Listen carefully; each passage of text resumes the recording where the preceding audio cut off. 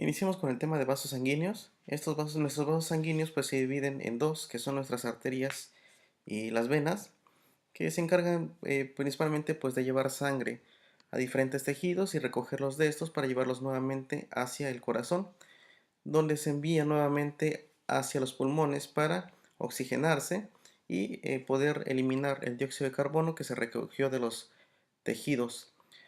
Bueno, en cuanto a las patologías que ocupan nuestros vasos sanguíneos, vamos a hablar principalmente de dos, que sería la aterosclerosis y la hipertensión arterial. Estas patologías vasculares van a ser causa importante de morbimortalidad, es decir, se presentan frecuentemente en muchas personas y también en las personas que se frecuentan van a ser causa de mortalidad en pacientes que no se diagnostican a tiempo estas enfermedades. Para que estas enfermedades puedan ocurrir, se dan por dos mecanismos básicos. Estos dos mecanismos básicos van a ser la estenosis. Esta estenosis ocurre, o más que nada significa, en el hecho de que el calibre de la arteria o de la vena se hace más pequeño, como en la imagen que nosotros vemos acá. Si ven, se dan cuenta, tenemos nosotros una flecha, que es la que marca el flujo sanguíneo proveniente del corazón, y va a pasar aquí en este ejemplo hacia una arteria renal. La arteria renal que tenemos de este lado es la arteria renal izquierda, pero si se dan cuenta, esta arteria está completamente normal. El diámetro es normal en todo el segmento, es uniforme. Pero en este caso, en la arteria renal derecha, el diámetro o la luz del vaso, que más adelante vamos a referirnos de esta forma, la luz del vaso eh, se estrecha. Se estrecha pues por diferentes patologías. Algunas de estas van a ser la aterosclerosis y la trombosis o embolia. La aterosclerosis va a causar una estenosis, digamos, crónica. Va a ocurrir con el paso del tiempo hasta que se cierra por completo la luz del vaso sanguíneo. Y la trombosis o la embolia pues cierra por completo el vaso sanguíneo de una forma aguda. Esto ocurre cuando un émbolo viaja a través de la circulación y entonces obstruye el flujo de esta arteria. Entonces, en este caso, si hablamos de estenosis, hablamos de un estrechamiento. Y el otro mecanismo, pues, va a ser el debilitamiento de las paredes. El debilitamiento de las paredes ocurre generalmente precisamente pues por eso, porque la pared del vaso sanguíneo se hace débil con el paso del tiempo. Generalmente, en personas ancianas, la pared de este vaso sanguíneo se hace muy delgada, lo que conlleva a que se formen algunas características o particularidades, como por ejemplo, estas bolsitas que nosotros vemos acá, son un ejemplo claro de un aneurisma. El decir aneurisma, pues nos referimos a que pues la pared vascular se hace muy delgada y entonces se infla como si fuera una parte de un globo. En cuanto a estructura y función vascular, pues lo importante aquí también que tenemos en cuenta es que la composición celular tanto de arterias y venas es muy similar. Y decimos composición celular, ¿por qué? Porque las células van a encontrarse formando este vaso sanguíneo. Van a ser diferentes tipos celulares que encontramos en un vaso sanguíneo, sea arteria o sea vena. Estas células van a formar capas de adentro hacia afuera. Tenemos nosotros una capa que se llama endotelio, músculo liso y túnica adventicia. Bueno, este endotelio o íntima va a estar formado por un tipo celular en específico, lo mismo que el músculo liso y lo mismo que la túnica adventicia. Pero, aunque estos tres sean diferentes tipos celulares, estos tres diferentes tipos celulares se encuentran en todos los vasos sanguíneos, tanto en arterias como venas. Entonces, por lo mismo, en esta imagen nosotros vemos también en una vena, vemos que tiene un endotelio, tiene músculo liso y tiene una túnica adventicia. Ahora, Estas capas están distribuidas de forma concéntrica, como en la imagen que nosotros vemos acá, que es un objetivo de tiro con arco. Pues se refiere, decimos que es concéntrico, pues porque parte del centro y entonces es como una onda que se va haciendo cada vez más grande. Lo mismo tienen esta distribución nuestras capas en nuestros vasos sanguíneos. En cuanto a las patologías, pues ciertas patologías se presentan de forma más específica o más clara en pues en determinados tipos de arterias. Las arterias existen arterias elásticas, arterias musculares y las arterias pequeñas. Bueno, en cuanto a las arterias elásticas y las arterias musculares, son las arterias de mayor calibre. Un ejemplo de una arteria elástica, pues vamos a tener nuestra arteria aorta, que es la arteria que nace del ventrículo izquierdo del corazón y que transporta pues la sangre oxigenada. De esta arteria aorta nacen otras arterias, como por ejemplo la arteria subclaroizquierda, el tronco braquicefálico, que lo encontramos nosotros de este lado, y esta es la arteria subclaviizquierda, y la arteria carótida izquierda. Bueno, esas tres son consideradas también arterias elásticas. ¿Por qué? Porque pues precisamente el flujo de sangre que tienen es bastante grande y esas tienen la capacidad de poder expandirse. Las arterias musculares pues van a ser las de menor calibre. Por ejemplo, en el ejemplo anterior que nosotros teníamos de lo que era la arteria renal, esta arteria renal es un ejemplo de una arteria muscular. Ahorita vamos a ver cuáles son las diferencias entre una arteria y otra, más que por el tamaño también. Existe una diferencia más que nada en cuanto a la constitución de las capas. Y pues estas arterias, tanto la elástica como la arteria muscular, generalmente pues presentan una patología bastante común, que es la aterosclerosis. La aterosclerosis pues trata más que nada de la acumulación de colesterol, el HDL, al que comúnmente con nosotros conocemos como colesterol malo, perdón, LDL, eh, el que conocemos como colesterol malo. Este colesterol lo que hace es acumularse debajo de la íntima, es decir, entre la íntima y la capa muscular, se empieza a acumular este colesterol y pues llega un momento en que crece tanto que llega a producir una obstrucción de estas arterias. Lo que ocurre o como forma secundaria de la aterosclerosis pues es que vienen generalmente los infartos, infarto agudo del miocardio, infarto cerebral, precisamente por esto, porque la sangre deja de pasar o si pasa es una cantidad mínima y el infarto precisamente trata de eso, de que una parte del cuerpo deja de recibir irrigación. En cuanto a las arterias pequeñas, estas arterias pequeñas pues principalmente de lo que se afectan es de la hipertensión o van a ser principalmente la causa de hipertensión. A pesar de esto, existen diferentes especializaciones en tanto de las arterias como de las venas, esto dependiendo también del grosor de la pared, incluyendo las tres capas. Entonces tenemos, por ejemplo, que las arterias elásticas y las arterias musculares tienen un grosor mucho más marcado, pero las arterias pequeñas, como por ejemplo un capilar, los capilares van a tener tanto sangre oxigenada como desoxigenada, pero en este caso, por ejemplo, los capilares tienen una función muy importante, que es la de la distribución de los gases arteriales y de los nutrimentos hacia una célula. Entonces, este capilar es muy delgado, pero su luz es bastante gruesa en comparación con la luz de la arteria elástica y la arteria muscular. Entonces, esta arteria elástica y la arteria muscular, pues principalmente lo que hacen es transportar la sangre. Y el capilar lo que hace es, una vez que tiene la sangre con oxígeno ahí, lo que hace es distribuir ese oxígeno y recoger el CO2, como veremos en otras diapositivas.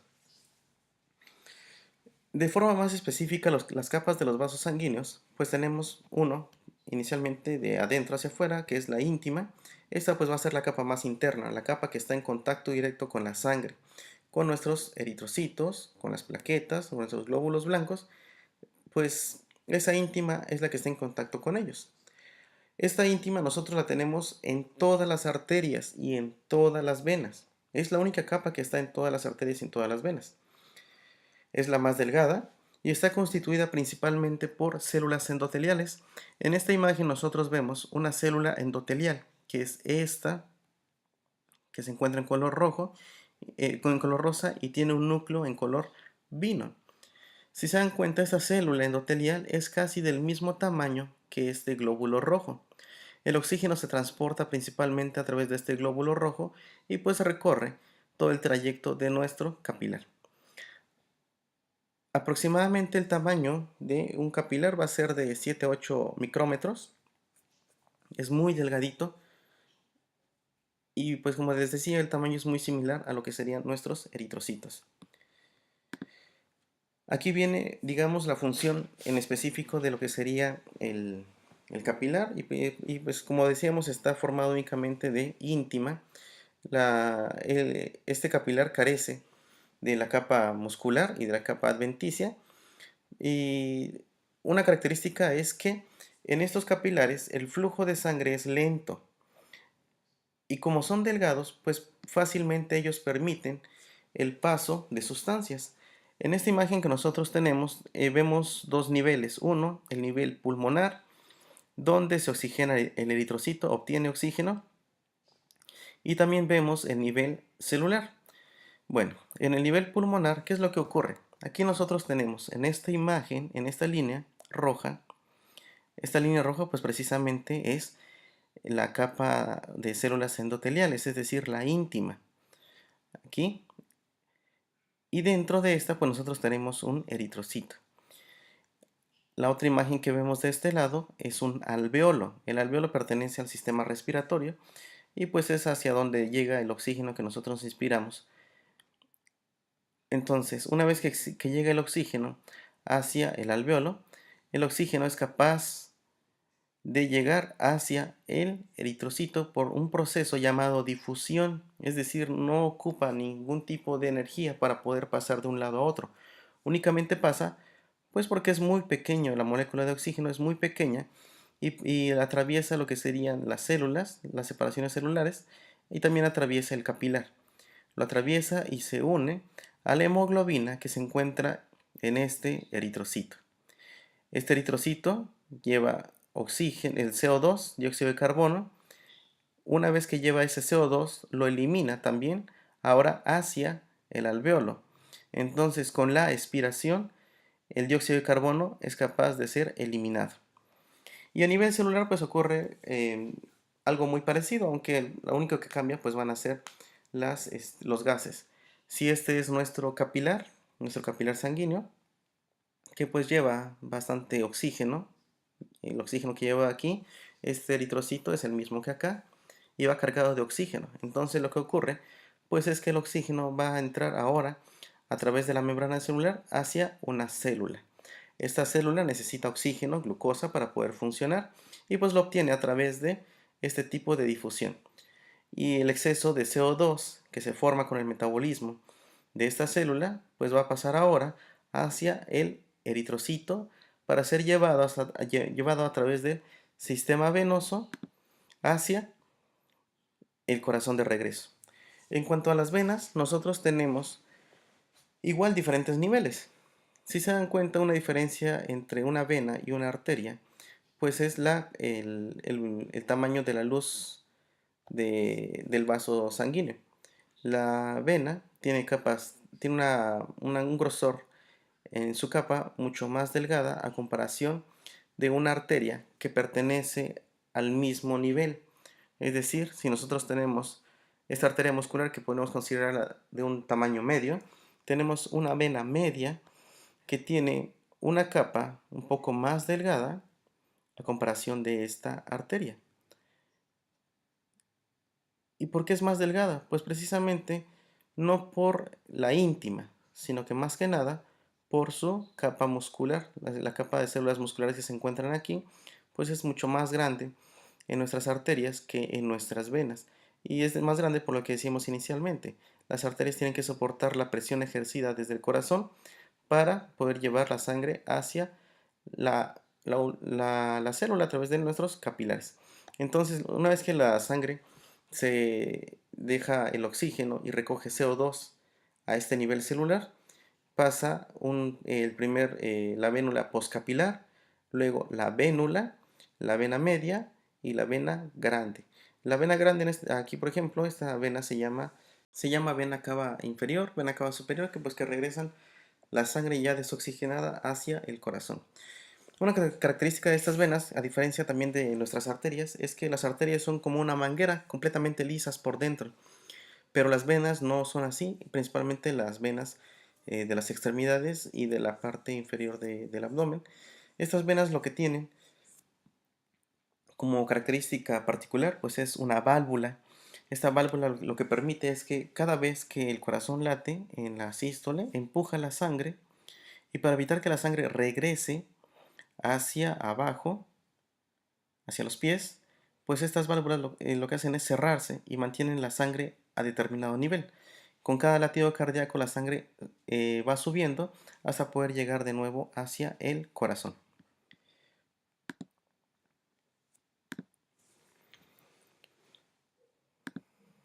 Bueno, la segunda capa es la capa media.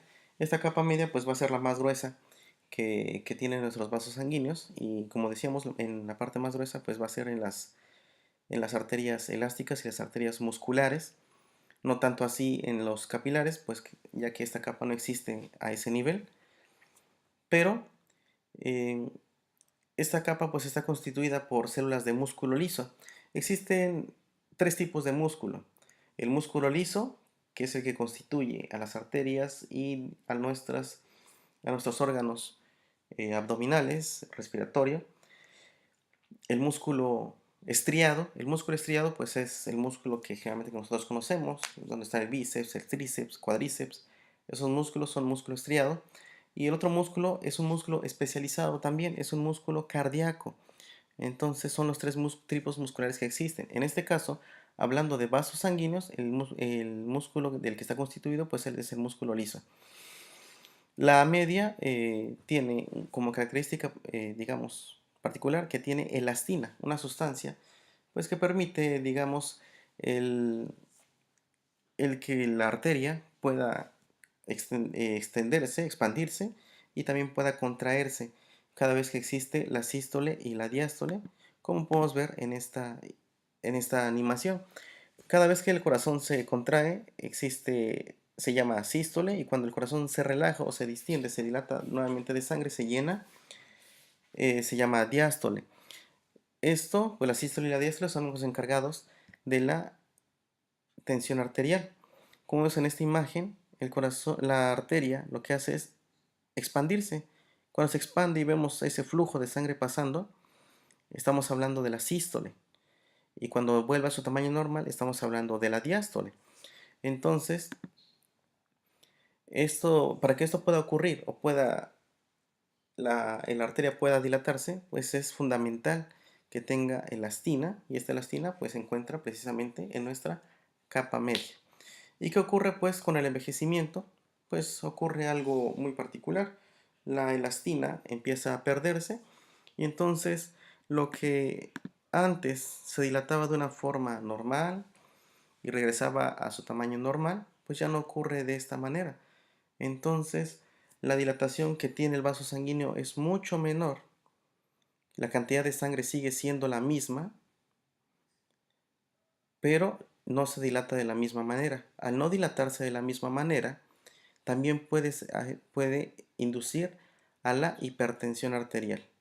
La tensión arterial es esto que nosotros vimos precisamente en la imagen, el hecho de que la sangre choque con la pared arterial, y entonces lleva fuerza. Mientras más reducido es el calibre y más fuerza tenga que hacer la sangre sobre esta pared arterial, estamos hablando entonces de hipertensión. Esta capa media, hablando de nuestras arterias musculares,